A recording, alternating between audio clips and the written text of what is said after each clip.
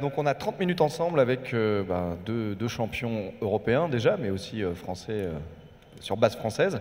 Donc Gilles Grappinet, CEO donc, de Worldline. Je vais te laisser présenter en quelques minutes les KPI clés qui nous permettent de comprendre ce que c'est Worldline aujourd'hui et la partie expansion géographique. Et Alexandre Pro, donc CEO et fondateur de Conto. Je ne sais pas si vous arrivez à traverser Paris sans voir une affiche de Conto ou à écouter la radio ou regarder la télé, mais il a dû gagner au loto pour payer tout ça. Je ne sais pas, c'est extraordinaire. Je vis avec Conto en ce moment. C'est très bien. Bah tiens, garde le micro, on commence par toi. Conto, en quelques chiffres clés pour qu'on comprenne bien de quoi on parle aujourd'hui, à part le prix des pubs, et la présence géographique, qu'on comprenne aussi la partie européenne. Oui, alors Conto, donc on a lancé il y a 6 ans en France et on s'est étendu en Allemagne, en Italie, en Espagne. Donc on est présent dans ces 4 pays. Aujourd'hui, on a plus de 400 000 clients, donc 400 000 indépendants, TPE, PME. On a une équipe de 1300 personnes, à peu près la moitié en France, l'autre moitié dans d'autres pays européens. On a levé 600 millions d'euros à peu près depuis notre création. Et donc ça nous laisse pas mal de munitions pour la suite. Et on a l'ambition d'ici 3 ans de servir 1 million de clients, donc de passer de 400 000 à 1 million, toujours dans nos 4 pays européens et probablement aussi de s'étendre encore un peu plus en Europe. Très clair, merci. Gilles, même exercice. Oui, écoutez, Worldline, c'est donc 4,5 milliards d'euros de chiffre d'affaires, environ 18 000 collaborateurs. On est considéré comme le leader européen du paiement de détail principalement. Donc que ce soit sur Internet, en magasin, on sert 1,5 million de clients à peu près, de marchands notamment, en Europe. Et on sert 300 grandes banques européennes pour la partie émission de moyens de paiement qui équipent les porteurs qui ensuite vont payer chez les commerçants. Donc on est le type même du business un peu genre plateforme, on est des deux côtés de cet écosystème. Et on est présent partout en Europe avec des opérations de tailles diverses, sauf en Norvège, au Portugal et dans quelques pays des Balkans. Mais on a en gros aujourd'hui un footprint européen authentiquement pan-européen. Toujours et plutôt rapidement sur la partie présentation qu'on plante le décor, cette présence européenne que vous avez décrite, croissance organique, acquisition, rapidement. Alors, principalement pour Worldline par acquisition, on a exploité depuis 10 ans un train de consolidation européenne extrêmement fort, que tu connais par cœur, notamment le désengagement des banques de ces métiers historiques. En fait, on a tiré avantage de l'euro et de l'harmonisation liée au CEPA et à toutes les réglementations européennes pour amener un business qui était historiquement fragmenté localement à une échelle globale pan-européenne, avec un plan qui était très clair, d'abord l'Europe et puis de l'Europe un jour, le reste du monde. Ce n'est pas totalement par hasard que ça s'appelle Worldline. Donc la même question pour toi. Donc même question, Conto, donc on s'est développé de manière organique, donc d'abord en France, ensuite Allemagne, Italie et en Espagne. Et l'année dernière, on a fait notre première acquisition. On a acquis notre concurrent principal en Allemagne qui s'appelle Penta, qu'on est en train de finir d'intégrer. Et donc dans quelques semaines, on va fermer la plateforme Penta après avoir migré tous les clients, donc évidemment l'équipe d'abord et ensuite tous les clients sur notre plateforme, nos systèmes et notre marque Conto. Donc ça a été principalement organique mais avec une bonne touche de M&A pour ce qui est de l'Allemagne. Je complète juste pour dresser le tableau, des choses qu'on s'est dit un peu en préparation. Donc en Penta, on parle quand même d'une boîte de 200 personnes. Par rapport à une taille globale de 1300, donc ce n'est pas une petite acquisition en termes de culture et de nombre de personnes. Et dans les deux cas, vous m'exprimiez que vous achetez une entreprise, mais qu'à la fin, vous gardez surtout les clients, les canaux de distribution, mais la tech, on migre sur vos plateformes et vos produits, dans les deux cas. Oui, parce que c'est vraiment important d'avoir, dans notre cas, c'est vraiment important d'avoir une seule plateforme unique. C'est ça qui permet ensuite, en termes d'évolution, de maintenance, etc., d'être efficace, d'avoir des synergies.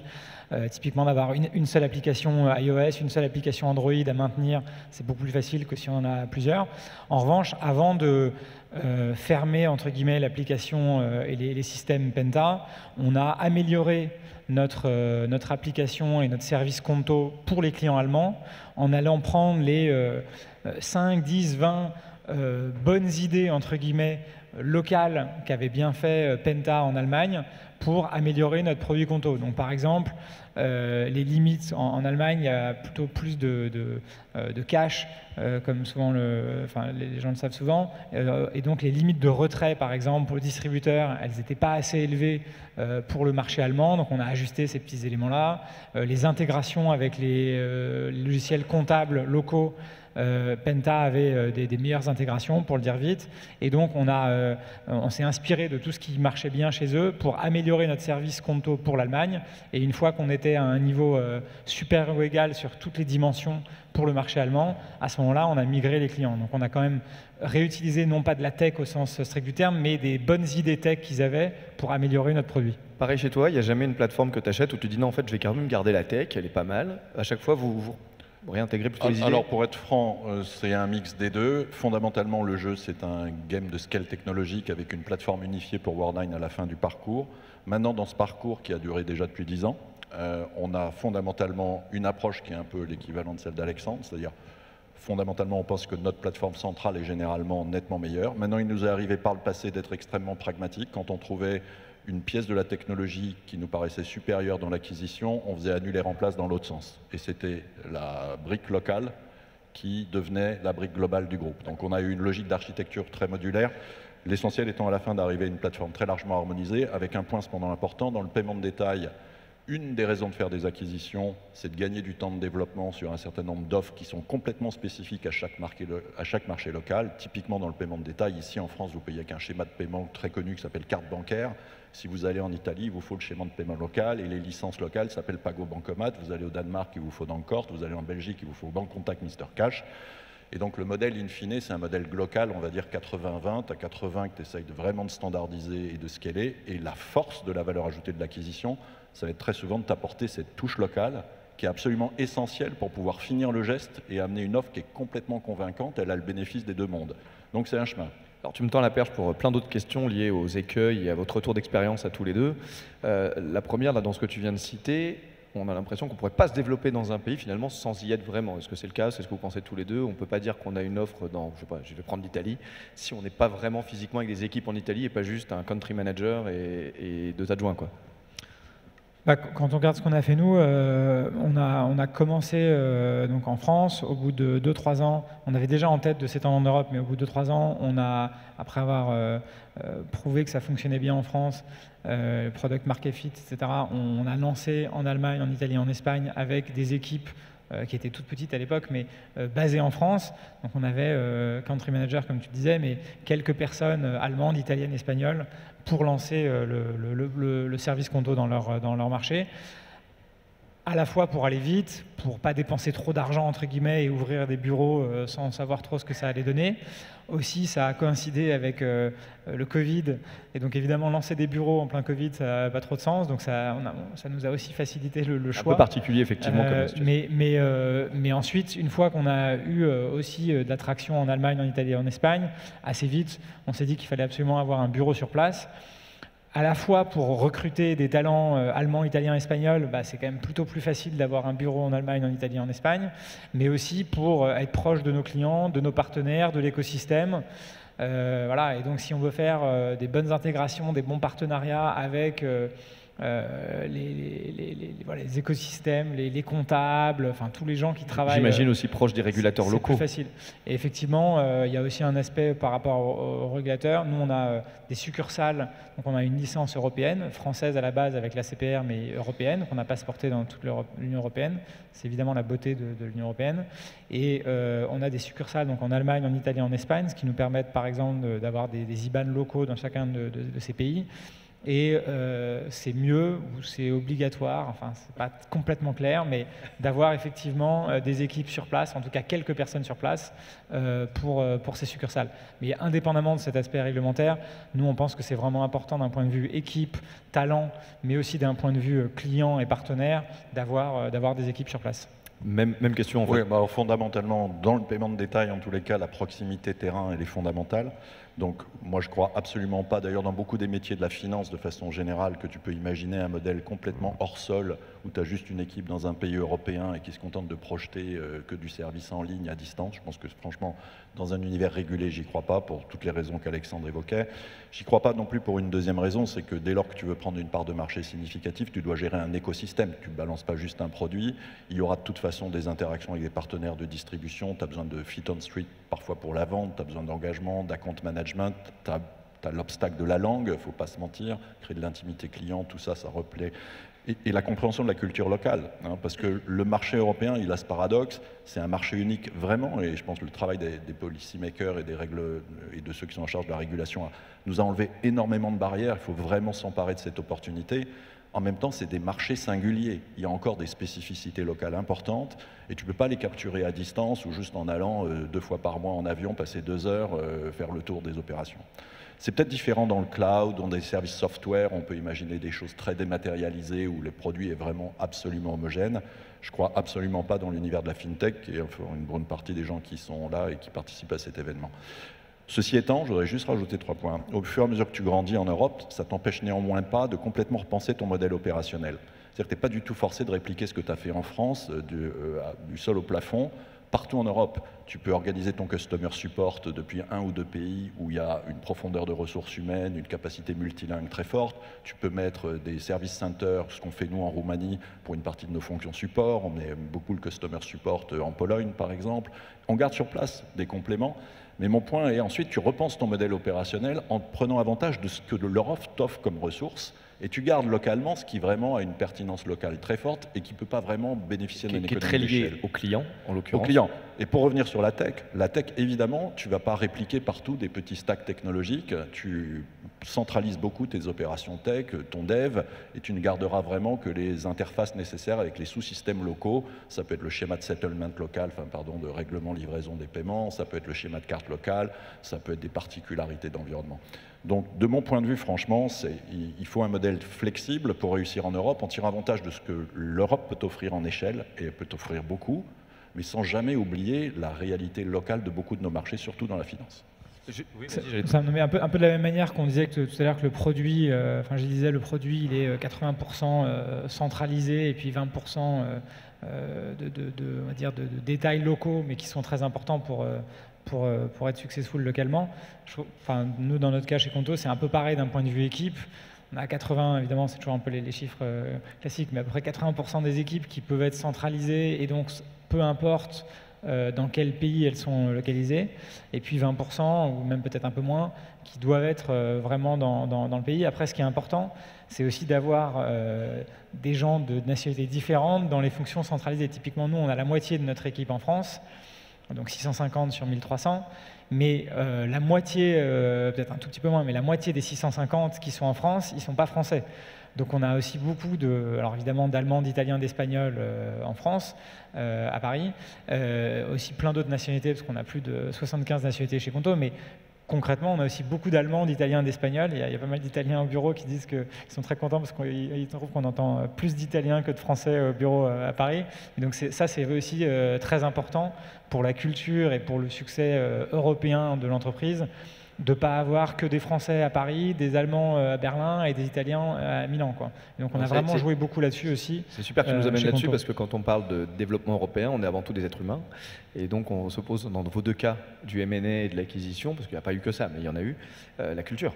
Donc, puisque tu avais le micro, on va rester sur toi, mais j'aurais la même question derrière. C'est avec l'expérience, je crois que tu as surtout l'expérience de Pinta en l'occurrence, et puis bon, là il y en a quelques-unes de plus, on pourra y revenir. Finalement, les principaux écueils, parce que vous avez surmonté, puisque ça marche, mais les principaux écueils auxquels il faut faire attention pour ceux ici qui aimeraient bien se déployer justement en Europe, quand on fait une acquisition, dire attention, c'est pas si simple parce que. Alors pour être honnête, nous on n'a fait qu'une seule acquisition qui était en Allemagne, donc j'ai un data point. Oui, je commence déjà sur celui-là. L'Allemagne c'est un gros marché, je pense qu'il y en a plusieurs ici que ça intéresse. Mais non, ce que je veux dire c'est que je pense que la difficulté, et franchement on est très content de l'intégration et des résultats, franchement on est très content des chiffres, ce qui est quand même probablement l'essentiel. Mais ce qu'on a vu c'était plutôt de l'accompagnement pour faire converger, on va dire, 2 cultures, mais plus des cultures d'entreprise que des cultures nationales, entre guillemets. Chez Conto, on était déjà très européen ou multinational. On avait déjà un bureau à Berlin, déjà une équipe allemande, etc. Donc c'est pas comme si on découvrait l'Allemagne chez Conto quand on a racheté Penta. En revanche, on avait à l'époque à peu près 1000 personnes chez Conto, peut-être un tout petit peu moins, 900. Et on a racheté effectivement cette entreprise où il y avait 200 personnes, donc beaucoup plus petite, mais quand même pas, très significative dans l'ensemble. Et les outils utilisés, les process, voilà, la culture d'entreprise était un peu différente. Il y avait un sujet, par exemple, alors on a beaucoup parlé de ça ces dernières années, mais nous, chez Conto, on a une politique qui est qu'on a 2 jours de télétravail possible par semaine, et du coup 3 jours obligatoires minimum par semaine au bureau. Chez Penta, ils avaient pris le parti de dire on va être complètement flexible. Et donc nous, on a un peu forcé les gens à revenir au bureau. On pensait d'ailleurs que c'était important aussi pour que la greffe prenne bien entre nos 2 entreprises. Mais évidemment, il y a des gens qui trouvaient que c'était une contrainte importante. Voilà, donc on a eu ce genre de choses à gérer de manière très, très concrète, mais qui ne sont pas liées à la nationalité spécifiquement. Non, bien sûr. Par contre, pour avoir vécu beaucoup de projets pan-européens dans le passé, mais plutôt avec des grands groupes, c'était pas toujours facile aussi. Par exemple, quand on voyait les équipes françaises, un grand groupe de télécom français bosser avec une équipe de paiement allemande, il y avait juste des problèmes tout bêtes de culture, de compréhension, de langue déjà, parce que les Français parlent pas toujours très bien en anglais, les Allemands parlent un peu mieux anglais. Toi, tu disais que tu avais beaucoup d'étrangers, enfin de nationalités différentes dans tes équipes, ça a aidé? Enfin, vraiment, tu as eu le sentiment que dès le début, cette polynationalité a vraiment aidé à cette acquisition? Ouais, franchement, ça a beaucoup aidé. Alors, mon associé Steve et moi, on a depuis 7 ans qu'on a créé Conto, on avait vraiment l'ambition de faire une boîte au moins européenne, peut-être mondiale un jour, mais au moins européenne. Et donc, du nom Conto qu'on avait choisi parce qu'on pensait que ça sonnerait bien dans différentes langues européennes. A priori, c'est le cas, mais voilà. Et on avait, enfin, je sais pas, le domaine qu'on avait, c'était conto.eu. Maintenant, c'est conto.com, mais il y avait plein de choses qu'on avait pensées pour s'étendre en Europe. Dès le début, même quand on n'était qu'en France, on avait un service qui était disponible en français et en anglais. Donc toutes les applications, toute la communication était à la fois en français et en anglais, ce qui évidemment a beaucoup aidé ensuite pour rajouter allemand, italien, espagnol. Et peut-être surtout, toute la documentation interne de l'entreprise était en anglais. Donc évidemment, quand on avait une réunion avec 4 Français, on parlait en français, mais tous les documents écrits étaient en anglais, ce qui fait que très rapidement, on a pu avoir dans les équipes des non-français, y compris quand on n'était que actif en France. Et donc, je ne sais plus, je crois que notre 5e ou 6e employé, il se trouve que c'était un Ukrainien qui ne parlait pas français. Et puis ensuite, on a eu plein d'autres nationalités. Et donc, dès le début, encore une fois, même quand on n'était que actif en France, on avait déjà une équipe vraiment internationale. Et donc, évidemment, ça a été ensuite beaucoup plus facile pour accueillir des Allemands, des Italiens, des Espagnols et plein d'autres nationalités qui nous ont rejoints. Je vais rebondir avec Gilles, mais juste je voulais dire un mot pour rebondir là-dessus. Bon, vous le savez, indépendamment de l'Axel, j'ai fondé le Paris FinTech Forum et je passais mon temps à me balader en Europe et ça m'avait toujours marqué comment, par exemple, en Angleterre et en Allemagne, les équipes des startups FinTech étaient dès le début polynationales. Penta, les fondateurs, il y avait plusieurs pays représentés, par exemple. Alors que chez nous, c'était souvent 3 Français d'HEC, ou voilà, ils étaient non seulement même pays, mais même école, même quartier. Ça manquait de diversité et on voit la différence, je trouve, avec les boîtes anglaises et allemandes qui ont réussi plus rapidement que nous, je trouve, à se déployer à l'international, parce que dans la vague de ceux qui ont créé il y a 5-6 ans, ça arrive chez nous, mais ceux qui avaient créé avant, ils avaient des noms avec des accents, ils avaient des choses, c'était plus dur, quoi.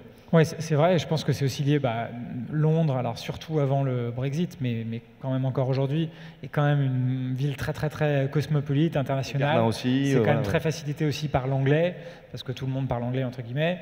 Berlin, qui avait aussi ce côté très tech, très jeune, très dynamique, etc. Et je pense que la France et Paris ont quand même beaucoup rattrapé du retard, avec l'environnement beaucoup plus, on va dire, tech-friendly, business-friendly depuis une dizaine d'années. Et nous, d'ailleurs, on a bénéficié chez Conto beaucoup, par exemple, du French Tech Visa. On a fait venir beaucoup de non-européens grâce à ces... Et donc, on a aussi dans nos équipes plein de gens, et ça commence à se passer maintenant, qui partent de Conto pour monter leur boîte. Et donc peut-être que d'ici quelques années, on verra beaucoup plus d'équipes diverses, comme tu le disais, aussi en France. Oui. Gilles, pardon, on a beaucoup parlé, mais alors, toi, tu as fait quand même 10 ans d'acquisition. Donc tu as un peu plus de data point que notre camarade. Est-ce que tu confirmes, tu étends, tu rajoutes? Sur la dimension culturelle, juste 2 choses. Je pense qu'on est tous européens et il faut avoir quand même conscience des gaps culturels qui existent. Maintenant, si je regarde les choses sous 3 prismes. Le premier, c'est 30 années ou 40 années d'Erasmus. Ça a fait progresser une population de cadres et d'exécutifs qui sortent des mêmes business schools. Et je trouve qu'il y a un niveau de maturité et d'homogénéité sur le plan exécutif en Europe qui est remarquable, qui n'était certainement pas le cas il y a 20-25 ans, ce qui est une formidable nouvelle, parce qu'on parle le même langage, on a les mêmes réflexes, nonobstant les cultures. Je suis d'accord avec Alexandre, le deuxième sujet est beaucoup plus dans les acquisitions, les cultures d'entreprise, que les cultures purement locales. Reste que, et donc ça, c'est des programmes d'intégration, c'est des mesures de gap culturel, c'est des alignements sur des process qu'à un moment donné il faut faire, donc les gens vont changer leurs habitudes. Dernier message, je voudrais dire, c'est on a tous des images mentales de ce... Je veux dire, sans aller café du commerce, mais enfin, un Français, il a une image mentale d'un Italien, un Suisse, il a une image mentale d'un Français. La manière dont Worldline a fait ça depuis 10 ans, c'est très simple. On sait très très bien que l'image mentale que projettent les Français en Europe, c'est des gens arrogants, qui sont complètement convaincus qu'ils ont la lumière du monde entre les mains, et qu'où ils arrivent, ils vont expliquer aux autres ce qu'ils doivent faire. Donc nous, ça fait 10 ans qu'on a un mindset de challenger. Où qu'on aille, tous les deals qu'on a fait, on est arrivé en prenant une posture super humble. Vous connaissez votre marché, on ne le connaît pas. Vous avez 20 ans d'expérience dans le business, on respecte ça comme nous. Et deuxièmement, on a des choses à apprendre de vous. Et c'est une posture d'entreprise, une culture d'entreprise. Ce qui fait que mon ex-com aujourd'hui, à plus de la moitié, il est composé en fait de gens qui viennent de nos acquisitions. Tous les patrons de Business Life Mondial ne sont pas français, parce qu'on a juste trouvé qu'ils étaient meilleurs. Et qu'ils ont gagné dans le best fit for the job. Et c'est pas parce que c'est Worldline qui achète que c'est les cadres de Worldline qui ont le droit d'avoir les jobs à la fin quand on a fini les plans de synergie. Donc ça, c'est une vraie dimension de la culture d'entreprise et qui a choisi de dire, ouais, quand tu es français, c'est pas toujours un plus de débarquer ailleurs en Europe en disant salut, j'arrive, je vais t'expliquer la vie. Donc nous, on en a fait une culture d'entreprise et je pense que ça a beaucoup aidé au succès de l'expansion et au succès des programmes d'intégration, d'avoir cette attitude relativement humble et modeste, en pensant du principe que dans notre métier, on n'a pas inventé la roue et tout le monde est généralement assez bon à ce qu'il fait. Donc ça, c'était vraiment pour moi un point clé. Dernier point, c'est vrai que les acquisitions, c'est une route formidable pour construire l'Europe. Reste, j'entendais rapidement le précédent intervenant, généralement on regarde au début les actifs. Il faut toujours se souvenir que dans une entreprise, c'est comme dans le bilan, il y a un actif et il y a un passif. Et donc l'acquisition, c'est un process d'entreprise qui doit être aussi industrialisé que le business si on prend la route des acquisitions. Et ça, pour nous, ça a été un investissement majeur pour pouvoir réussir en Europe. C'est un des savoir-faire de l'entreprise, c'est acheter et intégrer. Alors, ce que j'entends dans les deux cas au début, c'est European by design. En fait, ça ne s'invente pas, quoi. C'est-à-dire que dès le début, tu as pensé au nom. Dès le début, tu dis, nous, quand on y va, on va intégrer les équipes, on ne va pas juste aborder tout le management, etc. Donc, c'est vraiment penser avec l'international, donc c'est important. Il nous reste très peu de temps. Je dis à la régie qu'on va dépasser sans doute d'1 ou 2 minutes, promis, pas 12. Est-ce qu'il y a, on va passer prendre un peu de vue d'avion. Est-ce que vous pensez qu'il y aurait une recette magique pour construire un champion européen? Maintenant, on passe au-dessus, vous êtes super, mais maintenant, on veut vraiment des champions. On veut qu'en Chine, en Amérique latine, ils se disent « Ouais, Conto, quoi, il n'y a que ça en Europe. » Worldline, je suis sûr que c'est déjà le cas, mais il faut que ça soit encore plus. Donc, est-ce qu'il y a une recette magique? Deuxième question, parce que je les pose toutes d'un coup, comme ça, vous piochez dedans. Qu'est-ce qui manque aujourd'hui au niveau européen pour construire des véritables champions de la tech et défier la Chine et les États-Unis, justement, et pas à chaque fois être vu comme le petit poussé qui s'amuse dans notre coin, mais en fait, c'est eux qui, à la fin, vont venir te racheter, ou pourquoi pas te racheter aussi, d'ailleurs. T'es listé, donc ça peut se faire. Et puis la dernière question, puisqu'il paraît qu'il y a un officiel qui arrive, est-ce qu'on a besoin de plus de politique ou moins de politique dans nos sujets pour construire des champions européens? Voilà, 3 questions, vous prenez, vous y allez. Juste si tu veux bien, je pense qu'ils ont fait le job. Ils nous ont donné l'Europe, ils nous ont donné une monnaie unique, ils nous ont donné des cadres réglementaires qui sont quand même très largement harmonisés. Et il faut accepter qu'il y aura 20% de local qui restera local, et c'est très bien comme ça. C'est aussi des barrières à l'entrée. Hein. Pour les non-européens, c'est compliqué, hein, l'Europe vue de l'extérieur. Nous, on navigue dedans, et je pense que c'est un vrai plus. Deuxième sujet, je pense que ce qui nous a manqué, c'est l'envie de regarder vraiment ce marché comme notre backyard. Oui, et ça vaut pour des boîtes allemandes comme des boîtes italiennes, je ne prends pas un flagship français. Oui, il faut construire des champions européens déjà en Europe, et il n'y a que comme ça qu'on pourra prétendre un jour devenir des boîtes de portée mondiale. Je pense que le chemin où on dit je démarre en Italie et puis je deviens le numéro 3 au marché américain, j'ai même pas un exemple où ça a pu exister, je pense, sincèrement. Donc il faut faire le détour européen, mais c'est super excitant, c'est une aventure de vie. Moi, ça fait 10 ans et 15 ans, je vois mes collaborateurs, ils ont quand même des étoiles dans les yeux, donc ça vaut vraiment le coup. Juste avant de passer à Alex, on va prendre 2 minutes, t'inquiète pas, mais juste une dernière question. Tu me disais en aparté, if you can make it in Europe, you can make it anywhere. Ah oui, l'Europe, en fait, c'est super régulé. Nos niveaux de prix, en tout cas dans mon métier, sont extrêmement bas.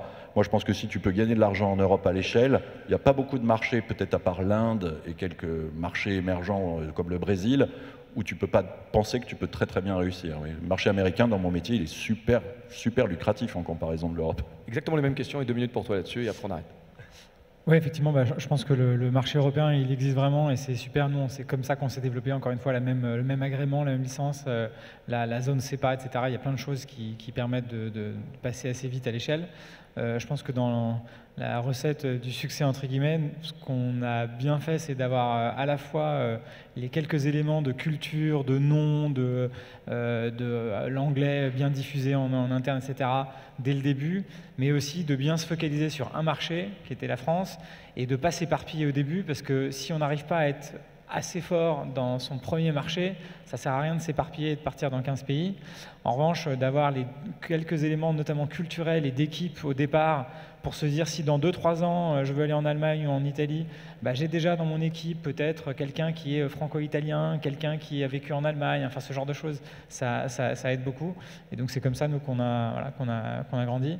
Et on a encore énormément à faire en Europe. Nous, on voit très bien qu'on peut devenir encore beaucoup plus gros en se focalisant sur l'Europe. Donc l'Europe, c'est à la fois pas énorme à l'échelle du monde quand on compare au monde entier, aux États-Unis, à la Chine, etc. Mais c'est bien assez grand pour faire déjà des très grandes boîtes. Donc nous, c'est déjà la première étape. Et puis peut-être après, on verra la suite. Mais on a encore beaucoup à faire en Europe. Merci beaucoup. Je passerai bien la journée avec vous, mais il y a marqué en énorme, il faut s'arrêter. Donc vous pouvez les applaudir. On a 2 champions européens déjà. Et qui seront encore plus grands bientôt grâce à vous. Merci. Merci beaucoup.